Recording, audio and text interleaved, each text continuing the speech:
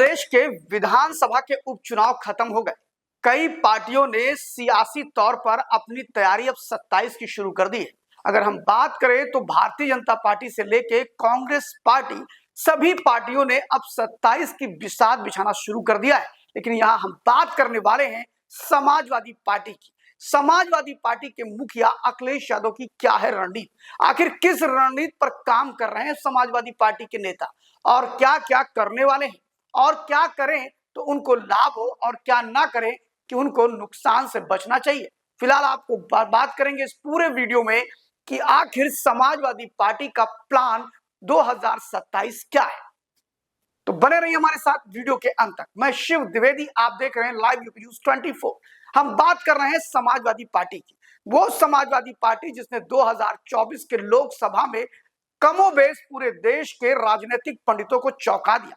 लोगों को इस बात का तनिक भी एहसास नहीं हो रहा था, इतना भी पूर्वानुमान नहीं हुआ कि समाजवादी पार्टी रिकॉर्ड तोड़ देगी, और वो भी ऐसे समय तोड़ेगी जब मोदी जैसा एक भारी भरकम चेहरा लोकसभा चुनाव में भारतीय जनता पार्टी के पास हो। वहीं पर उत्तर प्रदेश में योगी आदित्यनाथ जैसा चेहरा भी अपने आप में माने रखता है, जिसकी पॉपुलैरिटी पूरे देश में है। और देश ही नहीं, अगर देश के सारे मुख्यमंत्रियों में सबसे अधिक पॉपुलर मुख्यमंत्रियों की जब बात होती है तो आपको बता दें वो कोई और नहीं, योगी आदित्यनाथ होते हैं, जिनकी सबसे अधिक चर्चा होती है। और इन दो सबसे बड़े चेहरों के बीच में अखिलेश यादव विजेता बनकर के उभरे, और ऐसे वैसे विजेता नहीं बने।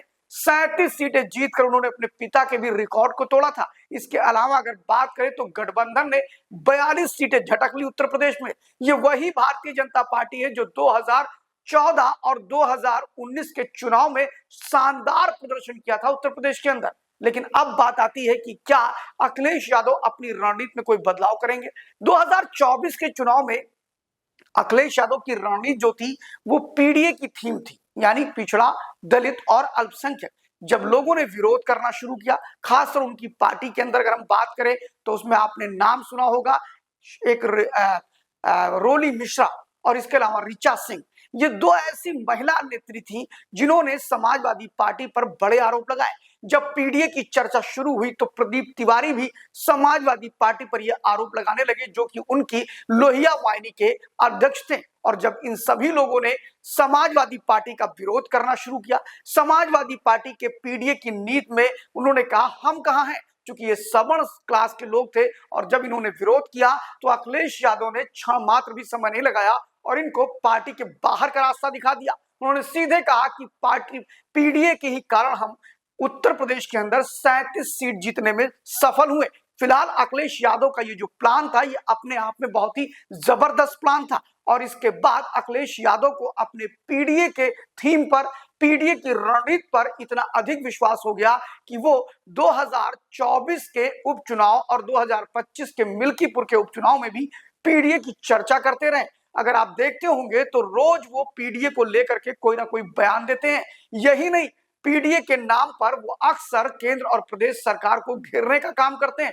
लेकिन बात आती है कि जब उपचुनाव में करारी हार समाजवादी पार्टी को मिलती है तो एक प्रश्न तो उठता ही है कि क्या पीडीए दमदार है, क्या पीडीए में दम है, और क्या पीडीए की थीम पर ही चलेगी समाजवादी पार्टी। तो आपको बता दें कि समाजवादी पार्टी ने अपनी थीम बदल दी है, और अब ऐसा माना जा रहा है कि समाजवादी पार्टी में अब अखिलेश यादव के साथ उनके कंधे से कंधा मिलाने वाली, उनकी जीवन संगनी, उनका आधा अंग और उनके विचारों को हर तरह से समर्थन देने वाली, उनके राजनीतिक रूप से भी उनको समर्थन देने वाली और सांसद मैनपुरी डिंपल यादव को प्रोजेक्ट कर सकते हैं वो मुख्यमंत्री उत्तर प्रदेश। आपको बता दें कि डिंपल यादव की connectivity is a very good.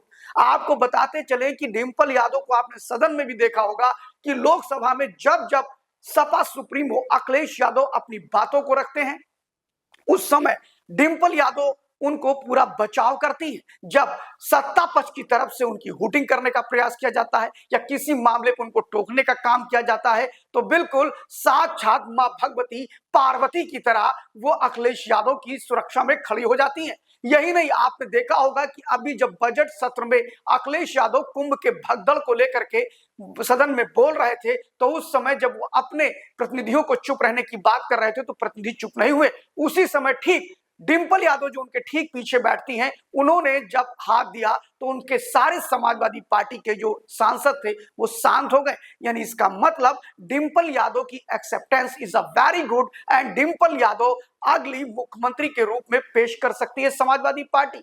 Akhilesh Yadav को भी ऐसा लगता है कि देश की राजनीति में भी उनको कदम आगे बढ़ाना चाहिए। मैं यूं ही नहीं कह रहा हूं, मैं इसलिए कह रहा हूं कि अखिलेश यादव ने जम्मू कश्मीर में चुनाव लड़ा। अखिलेश यादव ने अभी बात करें तो दिल्ली के अंदर चुनाव तो नहीं लड़ा, लेकिन उन्होंने समर्थन पूरी तरह से आम आदमी पार्टी को दिया। और भी कई ऐसे जगह पर अखिलेश यादव ने अपने हाथ आजमाने का प्रयास किया, फिर चाहे वो मध्य प्रदेश हो, छत्तीसगढ़ हो, और अब तो बात यह आ रही है कि शायद वो बिहार के चुनाव में भी एक आध जगह चुनाव लड़ सकते हैं। फिलहाल आपको बता दें कि अखिलेश यादव का सपना छोटा मोटा नहीं है। अखिलेश यादव भी अपने 2-3 मुख्यमंत्री बनाना चाहते हैं। पूरे देश की अगर बात करें तो पूरे देश में अखिलेश यादव रसूख रखते हैं विपक्ष में, इंडिया गठबंधन में कांग्रेस के बाद सबसे बड़े दल होने का। और आपको बता दें कि अखिलेश यादव जिस प्रदेश से आते हैं उस प्रदेश का रुतबा भी भारत की राजनीति में एक अपना अहम स्थान रखता है। और ऐसे में अखिलेश यादव डिंपल यादव को निश्चित तौर पर एज अ मुख्यमंत्री प्रोजेक्ट कर सकते हैं। डिंपल यादव की कनेक्टिविटी वर्कर के साथ बहुत अच्छी है, इतनी अच्छी है जिसकी आप कल्पना भी नहीं करेंगे। डिंपल यादव का सहज स्वभाव और राजनीतिक कुशलता इसी से आंकी जा सकती है कि बहुत से मुद्दों पर जब लोग भैया की बात नहीं मानते हैं तो भाभी उन्हें मना लेती है। आपको बता दें कि जो परिवार का कुनबा छितर बितर हो गया था, टूट गया था, उस कुनबे को भी डिंपल यादव ने जोड़ के रखा है। यही कारण है कि अभी आपने बीच में देखा होगा कि डिंपल यादव की बॉन्डिंग लगभग सभी से, फिर चाहे वो प्रतीक यादव हो, अपर्णा यादव हो, शिवपाल यादव हो, अक्षय हो, कोई भी हो, सब पूरे परिवार को जोड़ने का अगर मादा किसी में है तो डिंपल यादव में। और परिवार ही नहीं, पार्टी में भी डिंपल यादव को पसंद करने वाले लोगों की एक लंबी फेहरिस्त है और वो सारे लोग डिंपल यादव को अपना नेता मानते हैं। लोगों का यह भी कहना है कि डिंपल यादव एक प्रभावशाली नेता की तरह 2027 में प्रोजेक्ट हो सकती हैं। लेकिन आपको बताते चले कि वहां भी 2 ग्रुप है, एक वो है जो डिंपल यादव के बहुत करीब है, दूसरा है जो अखिलेश यादव के बहुत करीब है। फिलहाल अखिलेश यादव के करीबियों को इस बात का कसक तो है कि अगर डिंपल यादव के हाथ में उत्तर प्रदेश की कमान आती है तो उनके हाथ से बहुत कुछ चला जाएगा। लेकिन आपको बता दें कि ये अखिलेश यादव है, परिवार को सजो के रखने के लिए अखिलेश यादव बड़े से बड़ा बलिदान करने को तैयार रहते हैं। और दोनों पति पत्नी के बीच में जो बॉन्डिंग है, जो एक समझदारी का माहौल है, वो ये बताने के लिए काफी है कि शायद दोनों के समर्थकों को निराश नहीं होना पड़ेगा अगर डिंपल यादव मुख्यमंत्री उत्तर प्रदेश की बनाई जाती है तो। और ऐसे में आपको बता दें कि 2027 में पीडीए के पिटने के बाद नई रणनीति के तहत डिंपल यादव को चुनाव में उतारा जा सकता है। और उतारा ही नहीं बल्कि उनको एज अ मुख्यमंत्री भी प्रोजेक्ट किया सकता है।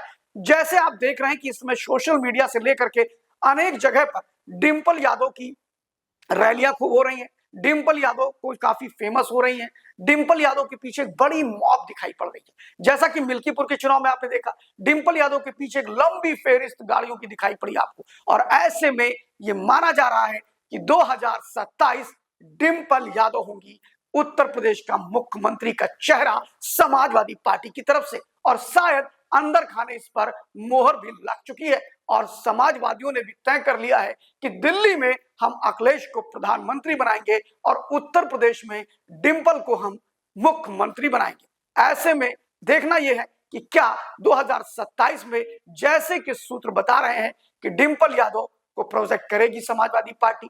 पीडीए की रणनीति में जो परिवर्तन उसने किया है, डिंपल को आगे करके उसमें पीडीए प्लस डिंपल, इन दोनों के कॉम्बिनेशन से क्या 27 में फतेह कर पाएगी, यह तो भविष्य बताएगा। और ऐसे ही और वीडियो सुनने के लिए बने रहिए हमारे साथ, देखते रहिए live news 24। Thank you very much.